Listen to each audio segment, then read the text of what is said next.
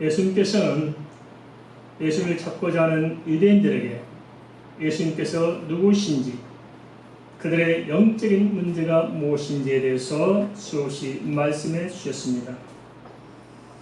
요한복음 8장 21절에서는 그 신뢰를 이렇게 기록하고 있습니다.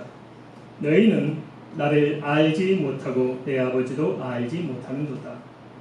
나를 알았더라면 내 아버지도 알았으리라. 그동안의 표적과 그동안 하셨던 말씀들, 그리고 세례 요한의 증거를 비롯해서 많은 증인들이 있었음에도 불구하고 당시 유대인들은 그 모든 무시한 채로 예수님을 믿지 않고 오히려 죽이고자 했습니다. 이런 것을 보면 당시나 지금이나 하나님의 언약을 떠난 인간의 죄성, 그 인간의 강박함, 인간의 그 무지함이 얼마나 뿌리가 깊은지 잘 알 수가 있을 것입니다.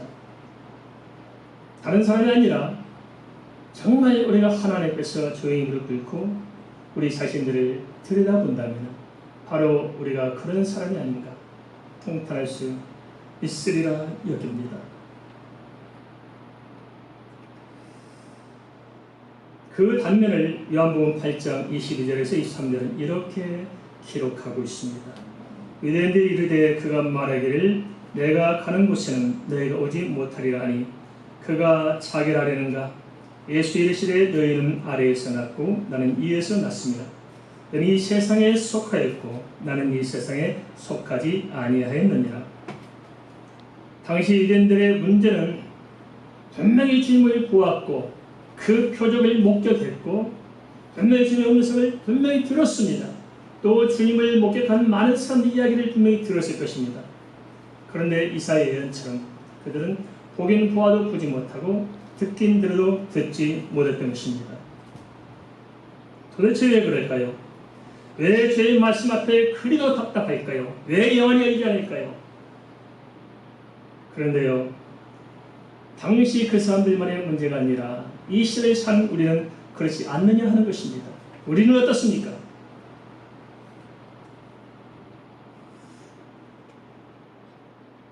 기독교는 계시 의존의 종교라고 말합니다. 그것은 무슨 말이냐? 하나님의 말씀의 계시 안에서만 우리가 바른 정체성을 세워갈 수 있다는 것입니다. 그렇기 때문에 우리는 무엇보다도 하나님의 계시의 말씀이 무엇인가에 대해서 좀 명확한 선이 분명히 있어야 된다는 것입니다. 너무나 우리는 흐리멍텅하게 생각합니다. 대충 듣고 대충 흘러넘치고 대충 왔다 가고 적당히 어떻게 하다 보면 적당히 천국 가기까지 하는 너무나 막연하고 너무나 추상적인 신앙생활, 여기서 우리가 속히 빠져나갈 줄 압니다. 환자를 치료하도 그러지 않겠습니까? 적당히 치료하고 적당히 약을 먹이면 적당히 고쳐줄 수 있겠습니까? 아닙니다. 적당히 해서 되는 것은 아무것도 없습니다. 하물며 우리 영혼을 구원한 일, 하나님 앞에서 우리 인생의 운명 자체를 바꾸는 일이 대충 적당히 해서 될 수 있는 사이겠습니까? 결코 그렇지 않을 것입니다. 우리는 무엇보다도 하나님의 말씀이 무엇인고 살아계신 하나님의 말씀 앞에서 우리가 진정성, 하나님이 어떤 분이고 하나님의 계획이 무엇이고 하나님의 섭리가 무엇이며 내가 어떤 존재이고 내가 어찌할 것인가 하는 것에 대해서 진정성을 회복해야 거기에 소망이 있을 줄 압니다. 그래서 먼저 우리가 하나님의 말씀이 무엇인가에 대한 우리 개념 자체부터 정확하게 자리매김을 해야 할 줄 압니다. 히브리서 4장 12절은 이렇게 기록하고 있습니다. 하나님의 말씀은 살아있고 활력이 있어 살아있다는 것입니다. 개념이 아닙니다. 살아있는 것입니다. 생명력이 있는 것입니다. 활력이 넘치는 것입니다. 그래서 좌우의 날씨는 어떤 것보다 예리하다고 말씀하고 있습니다. 하나님의 말씀은 예리하다. 연단보다 더 예리하다. 그래야 우리 혼과 영과 관절과 골수를 찔러서 쪼개기까지 하며 또 마음의 생각과 뜻을 판단한다고 기록하고 있습니다. 따라서 정말 우리가 다 내려놓고 하나님의 말씀을 말씀으로 있는 그대로 정확하게 받아들일 수만 있다면 내가 어떤 인간적인 방법을 동원해서 그런 것이 아니고 그 살아계신 하나님의 그 말씀이 내 안에 들어오기만 한다면 그 말씀이 우리 자신의 존재를 바꾸는 것입니다. 그리고 그 말씀이 우리의 인격을 바꾸는 것이고 그 말씀이 우리 인생 자체를 다 바꿔놓을 수 있다는 것입니다. 이것이 바로 하나님의 말씀이라는 거예요. 그런데도 당시 유대인들이나 오늘날 크리스천들이나 왜 죄의 말씀의 역사 그 깊은 은혜를 알지 못하는 것일까요? 왜 하나님의 말씀을 들으면서도 하나님의 말씀을 믿는다면서도 왜 변화가 없는 것일까요? 왜 우리 속에 하나님의 살아계심이 왜 경험되지 않는 것일까요? 왜 우리는 막연하고 추상적인 신앙생활의 자리에 머물러서 우리가 착각하는 세월을 보내야 하느냐는 것입니다. 요한복음 1장 1절은 말씀은 주님이시라고 분명히 선언하고 있습니다. 우리는 말씀을 통해서 주님을 보는 것이고 만나는 것입니다. 요한복음 1장 14절로 분명히 말씀하셨습니다. 주님을 만나는데 왜 우리에게 감동이 없을까요? 왜 우리의 가슴은 냉랭하게 식어져 있는 것일까요? 왜 그럴까요 도대체? 그것은 다른 데 있지 않습니다. 우리가 하나님의 말씀을 듣지 않기 때문입니다. 듣지 않습니다. 듣는 것처럼 보이는데 듣지 않습니다. 내 이성적인 작용을 통해서 내가 필요한 개념은 흡수할지 모르지만 생명을 열리는 성령의 음성을 듣지 않기 때문이 아니겠습니까?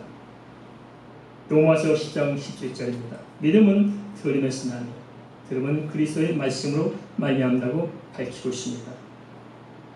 특별히 우리는 갈수록 더 영적으로 혼탁한 시대를 살아내야 할 것입니다.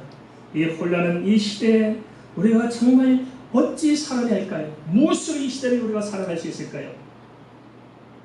하나님의 사람이 하나님의 말씀을 듣지 아니한다면 우리는 당장의 아모스 8장 11절 말씀대로 영적인 기관에 직면하게 될 것입니다.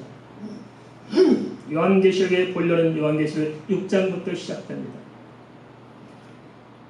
마지막 시대에 또 항상 영적으로 치열한 시대의 영적 상황을 정확하게 우리에게 보여주고 있습니다. 하나님을 대적하는 적그리스도 세력이 등장해서 우리를 미혹할 것입니다. 그런데도 불구하고 사람들은 깨달아 알지 못합니다. 그래서 영적인 전투를 제대로 치러내지 못합니다. 왜냐? 영적인 말씀의 기관에 들어섰습니다. 기근 때문에 시달립니다. 영적 기근. 그래서 결국 영적인 사망, 하나님을 결국 떠나고 세상에 묻혀갑니다. 이것이 현재 우리가 직면한 이 시대 상황이 아니고 무엇이겠습니까? 그럼 어찌할까요?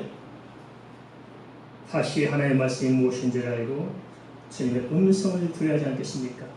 주의 음성을 들어야 합니다. 요한계시록 교회도 분명히 주님께서 말씀하셨습니다. 그 상황에서 필요한 게 무엇이냐? 주의 음성, 성령이 교회에 하시는 말씀을 들으라고 했지 않습니까? 들어야 됩니다. 모든 인류 역사의 변화는 하나님의 말씀의 선포부터 시작됩니다. 말씀을 들을 때 변화가 시작되는 것입니다. 우리가 진실 하나님의 말씀을 알고 믿고 들을 때 깨달아지고 믿고 붙들고 그 말씀을 기도할 때 우리는 시대적인 변화를 일으킬 수 있을 것이고 우리 삶을 바꿔낼 수 있을 것이고 우리는 세상을 하나님 편으로 인도해 갈 수가 있을 것입니다. 말씀은 주님이십니다. 능력입니다.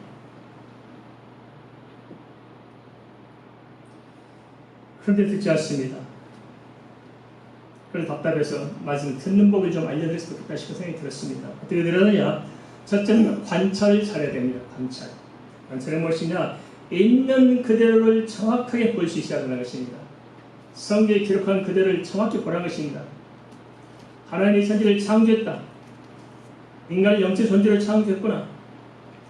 주께서 말씀하신 무엇인가를 있는 그대로 정확하게 가감하지 말고 들을 때 우리의 영적인 지각이 열리는 것입니다. 동의하십니까? 말씀으로 붙들고자 하는 것입니다. 두 번째는 해석을 잘해야 됩니다. 대체로 내 생각을 가지고 내가 성경을 자꾸 이렇게 비판하고 판단하고 자꾸 이상한 쪽으로 해석해 가려고 합니다. 인간이 얼마나 교만해요. 하나님의 말씀을 자기 마음대로 그냥 난도질을 해요. 내가 성경을 판단하는 것이 아니고 성경을 판단하도록 해야 하는 것입니다. 관점을 잘 잡아야 됩니다. 그 관점이 뭐냐? 내 주관적인 입장에서 성령을 대하지 말고 예수 그리스도의 관점, 하나님께서 하신 말씀을 주님의 언약적 관점에서 우리가 말씀을 드려야 하는 것입니다. 세 번째는 적용을 잘해야 된다. 그게 뭐냐? 말씀을 말씀으로 받으면은 그 안에 성령이 역사하시기 때문에 믿음이 생깁니다. 그래서 우리가 그 믿음을 저버리지 말고 그 믿음으로 결단하는 것, 그것이 바로 적용을 잘하는 것입니다. 우리는 구체적이고 사실적이고 이렇게 하는 말씀을 내가 만나지 아니하고 그냥 지나가고 맙니다. 하나님의 말씀은 몇 가지 특징이 있습니다. 첫째는 사실성이다. 종교적이고 철학적인 개념이 아니고 하나님의 말씀은 고린도서 15장 1절에서 8절 말씀 분명히 부활이 있고 주님께서 분명히 승천하셨고 창세기 1절 말씀 분명히 하나님이 천지를 창조하셨습니다. 종류대로 창조하셨습니다. 그것을 역사가 증명하는 분명한 사실이라는 것을 우리는 알아야 합니다. 두 번째 하나님의 말씀 특징은 불변성이다. 베드로전서 1장 25절 말씀 시대와 역사와 환경과 형편은 달라질지라도 하나님의 말씀은 변함이 없습니다. 왜냐? 제 말씀은 사람의 말이 아니라 1.1획도 오차가 없는 하나님의 계시의 말씀이기 때문에 그렇습니다. 세 번째는 자정성이 있다는 것입니다. 누가복음 24장 32절 하나님의 말씀은 성령께서 친히 증언하십니다. 그래서 말씀을 받으면 그 안에 성령의 역사가 있고 말씀이 무엇인가 하는 것을 스스로 우리 가운데 증명할 것입니다. 우리가 잘 아는 엠마오의 제자들이나 또는 오순절날의 제자들처럼 하나님의 말씀이 우리 가운데 임하면은 성령이 그 말씀을 조명해서 깨닫게 하십니다. 그래서 말씀이 깨달아지면 말씀이 믿어지기 시작합니다. 말씀이 믿어지면 말씀이 역사가 일어납니다.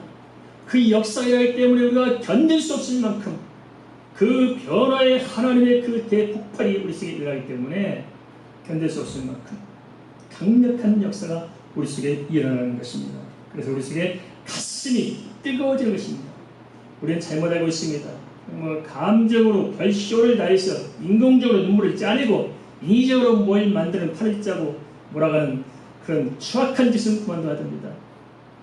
그건 사람이 하고자 하는 것입니다. 그게 아니고 진짜 은혜는 하나님의 말씀이 깨달아지고 알아지고 믿어질 때 거기에 성령의 충만함이 있는 것입니다. 우리가 주의 말씀에 대해서 명확하고 정확하게 깨달아 알아야 할 것이 있습니다. 그게 뭐냐? 그것은 사람이 부인한다고 성경이 사실이 아닌 게 아니라는 거예요. 아무리 하나님의 천지 창조를 부인하고 있을지라도 자기들이 부인한다고 하나님의 천지 창조를 안 하신 게 아닙니다. 천국이 없다고 지옥이 어딨냐고 자기들 큰 소리 친다고 천국이 없어지고 지옥이 없어진 게 아니라는 거예요.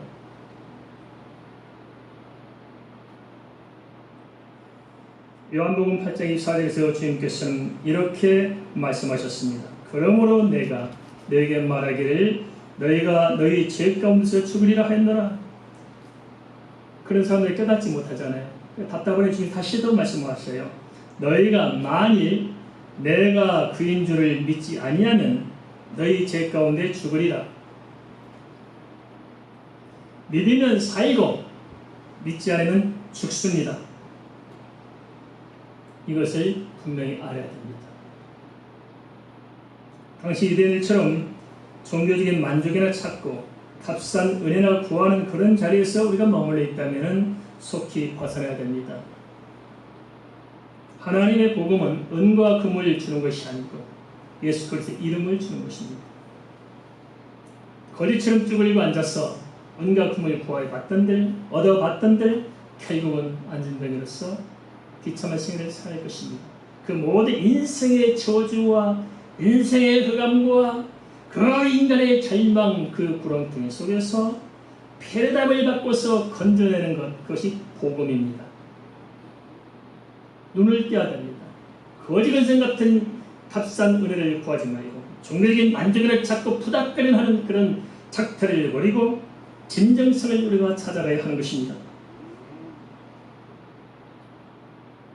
주의 말씀으로 다시 깨어나야 합니다.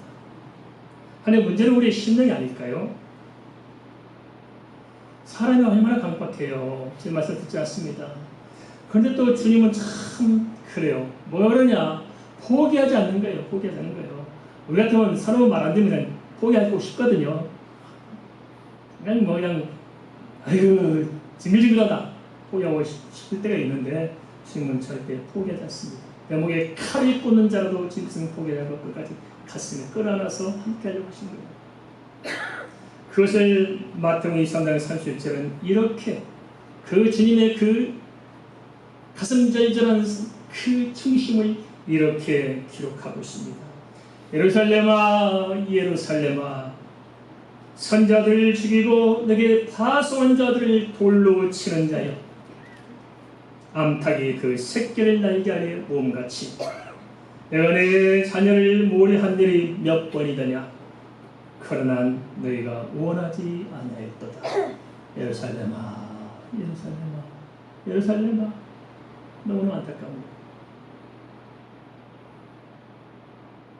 당시 종교적인 유럽자들은 그들의 종교적인 기득권을 차지하려는 육신적인 생각 때문에 주님 말씀 자체를 들하지 않았고 반대로 백성들을 충동질하고 있었습니다.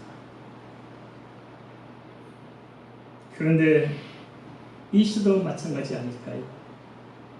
다 교권 싸움을 열심히들 잘하고 계십니다. 교권에서 뭐 하나 쟁취하거나 하면 또 종교 통합을 해서 다른 종교까지 또 다 지배하고자 하는 막강한 실줄 모르는 탐욕을 드러내고 있지 않습니까? 그런가 하면 또 거기에 휩쓸린 그렇지 않은 사람들은 종교적인 만족을 쫓아갑니다. 진리를 쫓는 것이 아니고 종교적인 값싼 은혜를 구하고 그 안에 안주하려고 하지 않습니까? 오늘도 마찬가지가 아닌가? 우리가 그렇게 살아오고 있지 않는 것인가? 우리 자신의 번지수를 좀 찾아보십시다. 세상 참 갈대로 간 것 같아요. 무슨 소망이 있겠나 싶은 생각이 듭니다. 사람들이 참 어리석죠. 가만히 생각해 보십시다. 세상 종교를 한번 들여다보세요. 정말 인간이 스스로 구원 얻을 수 있을까요? 스스로 행함으로, 스스로 고행함으로, 스스로 깨달음으로 구원할 수 있겠냐는 것입니다. 인간이 무엇인지를 모르는 거지 않습니까? 그죠? 인간이 어떻게 신이 될 수 있어요? 인간이 어떻게 스스로 뭘 얼마나 깨달아야, 어찌해야 구원을 시겠습니까?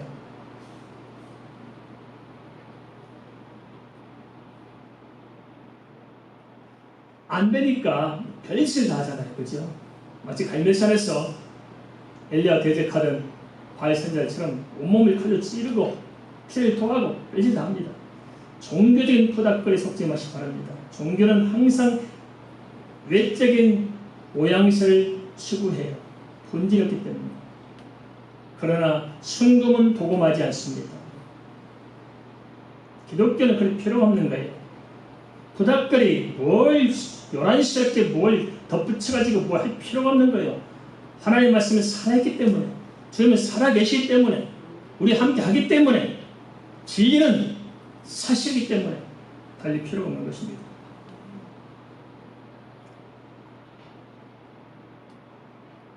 오늘 해야 할 것은 정확한 분별입니다. 이단들도 보세요. 정말 한심합니다. 이단 교주 그들이 하나님입니까? 안죽습니까? 그리스도입니까? 믿을만 합니까?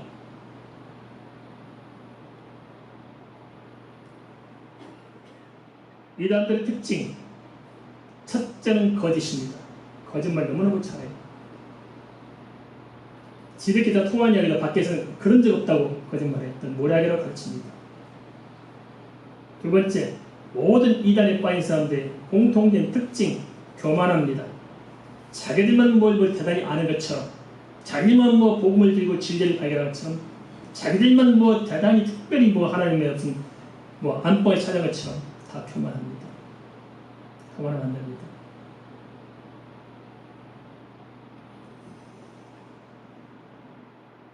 그러면 왜 종교가 판을 치고 왜 이단이 판을 치는 것일까요? 그것이 진리에서 그럴까요? 옳아서 그럴까요? 아닙니다. 그것이 거짓임은 자기들도 알까요? 이 말도 자기들 죽는 줄 알아요. 그래 추종하는 사람들만 아니라고 우겨 덤벼들죠.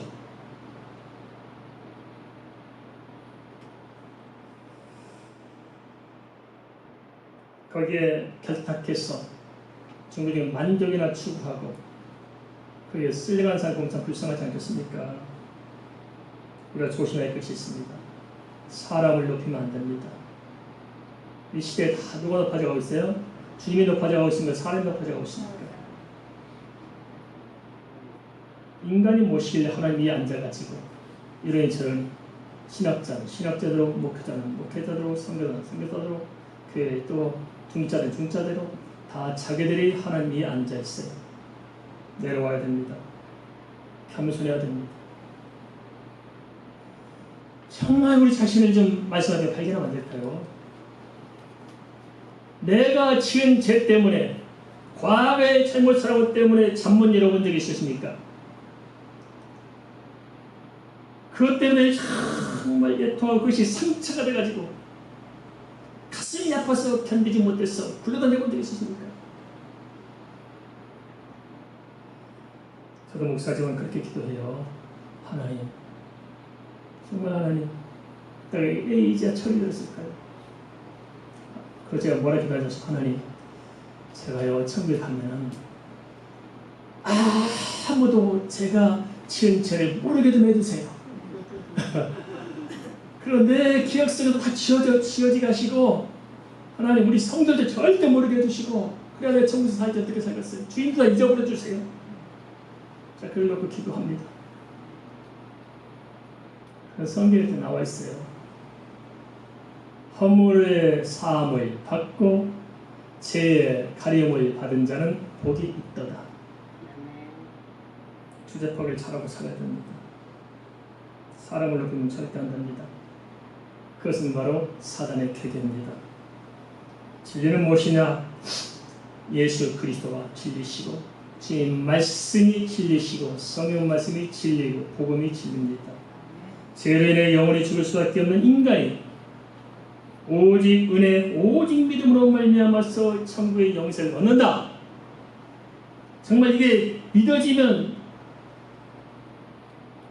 우리가 이게 지금 이게 제정신이겠습니까? 이게 완전히 그걸 깨달아지고 완전히 믿어진다면 우리가 부분적으로 알아서 이렇게 버텨가고 있는 거죠. 영원히 죽을 수밖에 없는 우리들이 하나님의 은혜 가운데 주의 자녀가 되었어 영원한 생명을 바라봅니다. 이보다 더 큰 축복이 있겠습니까? 그렇다면 우리 자신들 한번 되물어 봤으면 좋겠습니다. 그 사실을 정말 믿습니까? 믿느냐는 거예요. 한 가지 더 생각해 봅시다. 그러면 그 믿음대로 살기를 원하십니까? 그 믿음대로 사느냐고 묻지 않습니다.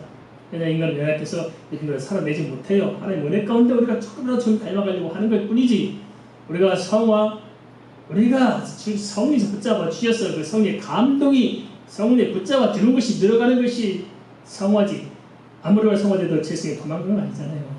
그래서 우리가 넘어질 수 있고 실수할 수 있어요. 그래서 중요한 것은 뭐냐? 그 믿음대로 완벽히 사느냐 안 사느냐 묻는 것이 아니고 그 믿음대로 살기를 원하느냐 원하지 않느냐 하는 것입니다.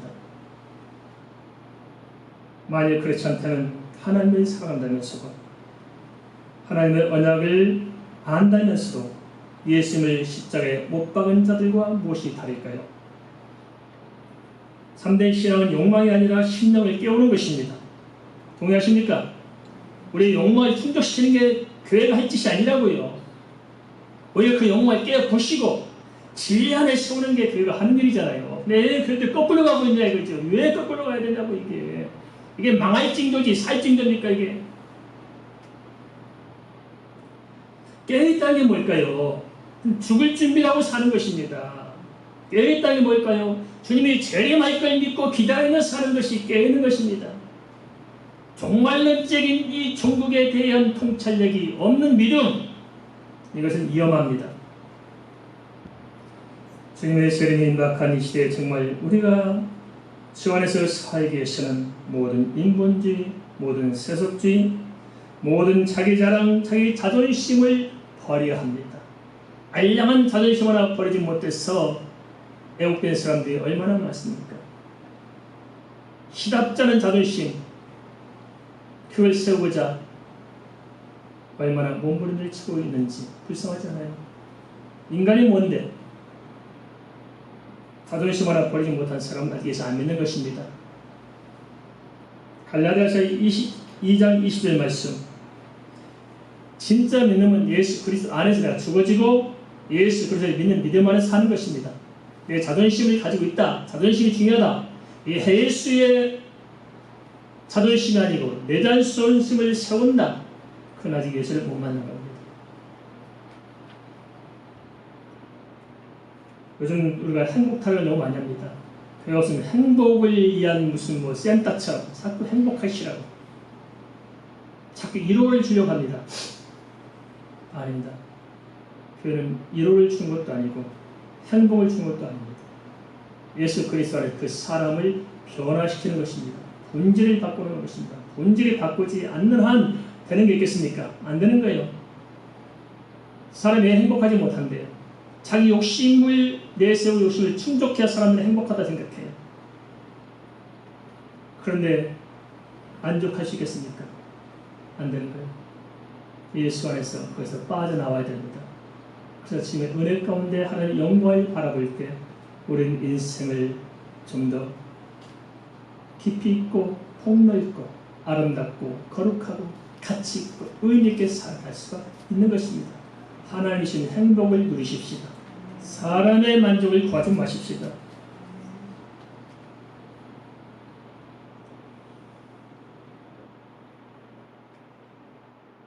예수는 죽어 있고 내가 살아있는 것, 이것은 거짓 신앙입니다. 바꾸자 됩니다. 마태복음 7장 22절, 인간의 공로를 드러내도 참 조심해야 됩니다. 저는 참 이렇게 하는 것도 없으면서도 자꾸 이렇게 좀 조심스러워 보면 이런 부분입니다.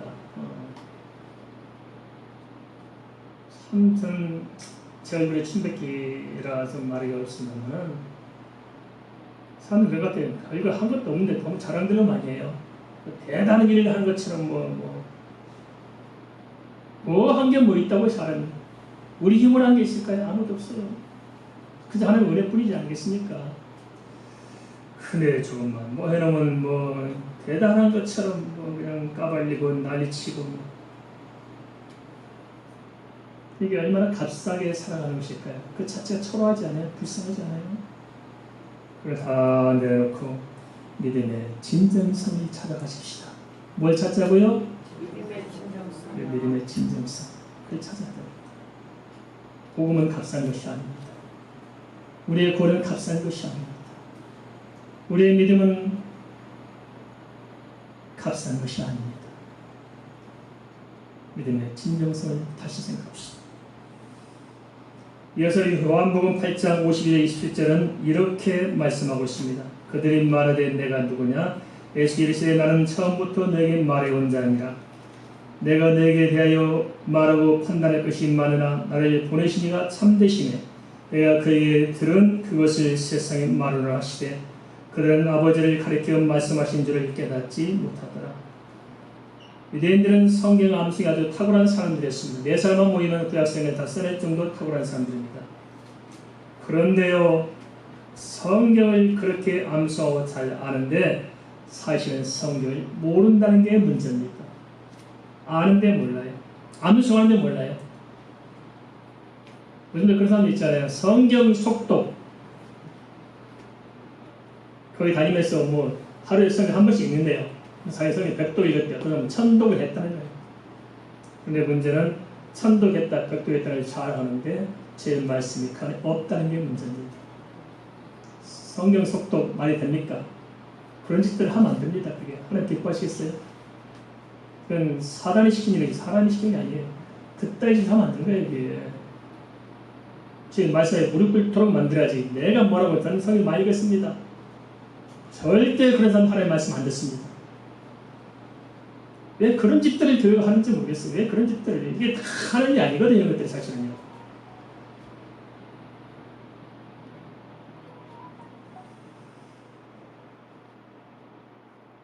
성경을 안다면서 그들이 했던 일은 주님께 시비만 했습니다.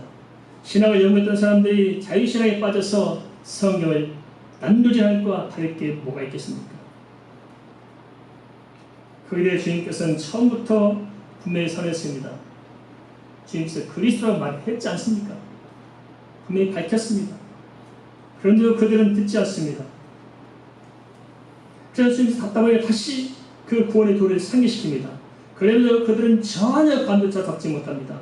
도대체 왜 그럴까요? 말씀 앞에 서는 것이 잘못됐습니다. 말씀드린 대로 사실을 사실대로 볼 수 있어야 되는 것입니다. 사실을 사실대로. 성경 말씀은 사실입니다. 믿습니까? 우리는 사실을 믿는 거예요. 진리는 뭡니까? 사실이야 되는 것입니다. 선포한 캐르그마 신앙 아니에요. 선포했으니까 믿는다. 아니라니까요. 사실이니까 믿는 것입니다. 사실이니까. 사실을 선포한 것이지 사실 아닌 걸 선포하면 다 이게 사기꾼입니다. 가짜입니다. 그래서 주의 종류도 딴소리 하면 안 되는 거예요. 강단에 서서 쓸데없는 소리 하면 안 되는 거예요. 왜 뭐 때문에 그 말도 안 되는 의학부실을 갖다는 거 발표해놓고 벨짓거라고 뭘 하는 채 지들 뭘 얼마나 공부했다고 그때 시라고 있는 거지. 그게 이게 뭘 알아요? 사실 하나님의 그 엄연한 사실 그것을 전하는 것입니다. 그리고 사실을 정확히 꿰뚫어 봐야 하는 것입니다. 그리고 정확한 관점을 가져야 된다. 정확한 관점. 다 내려놓고 주님을 만나서 주께서 뭘 하신가를 드려야 된다. 성령신 말씀을 드려야 되는 것입니다. 그리고 주께서 그 말씀 역사에서 내게 결단해 가실 때 그 믿음 붙들고 내가 주님 앞에 다시 서는 것입니다. 내 피로 내 욕망을 내려놓아야 됩니다. 내 피로 내 욕망을 붙잡고 그게 뭐 되면 좋은 것 같고 안 되면 안 되는 것 같고 그건 종교주의 신앙이 아닙니다. 우리는 본질을 바꾸는 것입니다. 나무 열매를 따놓는 것이 아니고 나무를 심는 것입니다. 동의하십니까? 그게 기독교 신앙인 것입니다. 진리를 심는 것입니다. 진리 안에 들어가는 것입니다. 자꾸 그런 식으로 접근하기 때문에 구원은 참 어렵습니다. 마태복음 19장 24절 낙타가 바늘기로 들어가는 것처럼 어렵습니다. 왜 그럴까요? 돈만 문제겠습니까? 명예, 권세, 세상 욕심들 다 그런 것들을 붙들고 진리를 찾는다고 해왔던들 절대 구원을 얻을 수가 없다. 그래서 애꿎은 크리스천들이 많은 사람들이 양이 아니라 염소노로 사는 거예요. 말씀을 듣긴 듣는데 달리 듣는 거예요. 사단도 하나의 말씀으로 사람을 거꾸로 때립니다. 아담 하와부터 시작했어. 하나님은 말씀으로 살립니다. 뭐가 문제예요 도대체? 똑같이 말씀을 선포하는데 한쪽은 양으로 성장하고 한쪽은 염소로 성장합니다. 다 말씀 듣고. 뭐가 문제입니까? 거의 이런 문제입니다. 욕망을 초래하지 말고 진리의 길을 여시고 하나님의 말씀에 다시 사시기 바랍니다. 진정성을 찾으시기 바랍니다. 그럴 때 마태복음 19장 26절 하나님께서 하시는 구원이 얼마나 쉬운가를 알게 될 것입니다. 구원은 쉽지 어렵지 않습니다. 왜 어렵게 만들고 합니까? 왜 인간의 방법으로 그렇게 쓰십니까? 다 내려놓으시기 바랍니다. 주께서 하시면 쉽습니다. 인생도 내가 사는 것이 아니고 주께서 살도록 이끌어 주실 것입니다. 내가 하는 것은 종교고 주께서 하시는 것은 복음입니다. 믿습니까? 그래서 우리가 진리를 진리로 인정하고 발견해 나가야 합니다. 예수님 당시 유대 사회 지도층 중에서 지식과 정보가 편만한 이 시대에 다시 재조명해 봐야 할 사람들이 있습니다. 우리는 바울 사도 잘 알고 있고 또 이렇게 예수님에 대해서 많은 정보를 가지고 있고 자꾸 많이 생각하고 많이 듣게 됩니다. 그런데 제 생각에는 그렇습니다. 제 생각보다 제 감정이 그렇습니다. 이 시대가 좀 지식사회잖아요. 요즘은 학벌이 별 의미가 없어졌어요. 인터넷 시대가 되기 때문에 학교 안 간다고 공부 안 합니까? 뭐 유튜브만 틀면 사랑 뭐 정보가 나오잖아요. 요즘은 이제 학교가 별 의미가 없는 시대가 됐고 학벌이 별 의미가 없습니다. 요즘은 이제. 그래서 지식이 판만할 시대가 됐습니다. 그게 바로 다이얼스에서 일어나는 시대잖아요. 속도가 빨라지고 지식이 판만하니까. 지금 이런 시대예요. 그래서 저는 이런 시대에 적합한 삶을 살았던 사람들을 예수님 당시에 생각해본다면 두 사람이 있는데 하나는 니고데모고 한 사람은 아리마대 요셉이라는 거예요. 그래서 우리가 다시 한번 이 시대 상황 속에서 좀 이런 사람들 좀 조명 다시 재점함으로써 우리 자신을 좀 이렇게 새롭게 발견하면 좋겠다 싶습니다. 그런데요, 이 두 사람은 이미 이사야 53장 9절에 예언되어 있었어요. 뭐라고 예언되어 있느냐? 그는 강포를 행하지 아니하였고 그의 입에서 거짓이 없었으나 그의 무덤이 악인들과 함께 있었으며 그가 죽은 후에 부자와 함께 있었도다. 그의 무덤이 악인들과 함께 있었다는 것은 무엇을 의미할까요? 주님께서 돌아가실 때 차오즉 강도 함께 있었잖아요. 그래서 무덤이 악인들과 함께 있는 거예요. 이게 하나님의 언약에 누가 그리스도인가를 쓰면 정확하게 보여주고 있는 거예요. 이렇게. 아무나 그리스도가 아니고 돌아가실 때는 악인들이 함께 있는 거예요. 이렇게. 그 다음에 그가 죽은 이후에는 어떻다고요? 부자와 함께 있었도다. 부자와 함께 있는 거예요. 부자와. 그 부자가 누굽니까? 한 사람은 니고데모고 한 사람은 아리마대 요셉이었습니다. 마태복음 27장 57절, 요한복음 19장 39절, 요셉과 니고데모가 요셉의 무덤에 상매한 겁니다. 그러면 제자들도 다 도망간 그런 상황에서 어떻게 이들은 목숨을 걸고 예수님의 시체를 로마 당국에 요구해서 요셉 무덤에, 그것도 금방 그냥 집으로 도망간 것이 아니고 당시 시대에 갖춰야 최대 애우를 갖추면서 당시 예법대로 장례를 마칠 수 있었겠냐 하는 것입니다. 그들은 지식이 없고 유대사의 지도층이었습니다. 그래서 오늘날 우리 이 시대에 살아가는 상황과 좀 비슷합니다. 그들은 처음에 고심이 많았을 것입니다. 자기들의 지식과 자기들의 사회적 체면 때문에 참 예수 믿기 힘들었을 것입니다. 그래서 니고데모는 한밤중에 찾아오잖아요.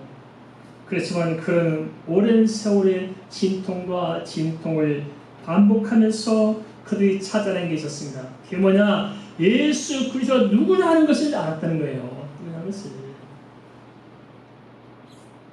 그래서 그들은 신앙의 진정성을 발견했던 것입니다. 우리가 이 시대에 찾아야 할 바로 이겁니다. 정말 예수가 누구냐? 진짜 하나님이 천지를 창조했느냐? 인간이 어떤 존재냐? 진짜 구원이라는 게 무엇이냐?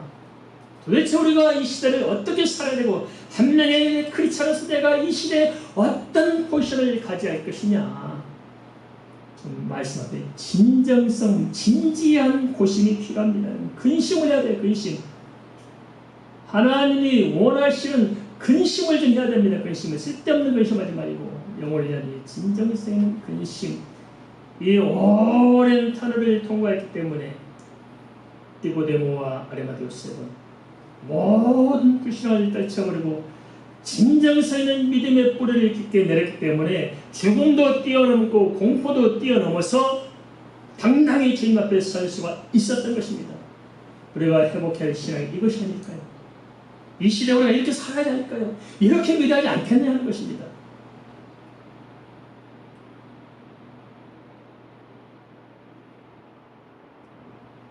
주님께서는 당시 유대인들을 향해서도 영적 진리에 대한 진정성을 이렇게 설파하셨습니다.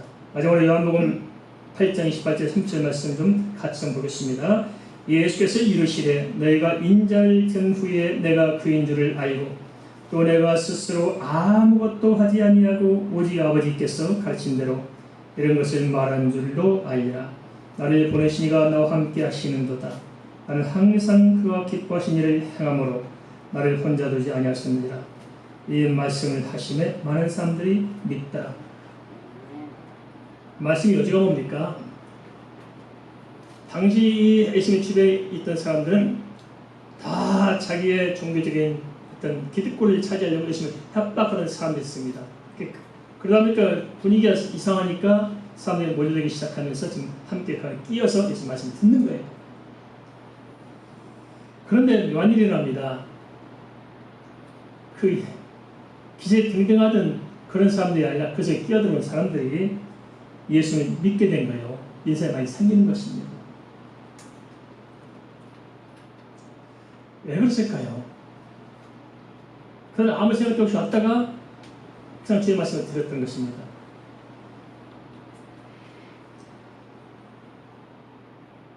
첫째 이거 뭐냐? 예수님 말씀하셨어요. 인자를 든 후에 너희가 인자를 든 후에 내가 그인 줄 알고. 다시 말하면 너희는 누구야 했습니까? 바리새인, 서기관, 대제사장. 너희들이 인자는 예수 그리스도 말씀하시잖아요. 하나님의 아들, 사람들 하나님의 아들이라 부르도록 되어 있죠. 그리스도 오시면. 그래서 주님께서는 당신이 가르칠 때 그 말씀 그대로 인자는 주님을 가르칠 때 인자는. 그래서 그 사람들이 인자를 어떻게 한다고요? 든 후에, 든다는 걸 쏘니까 공주로 든다는 거죠. 십자가에 매달 때, 주님이 그리스도이심을 너희가 알게 되리라.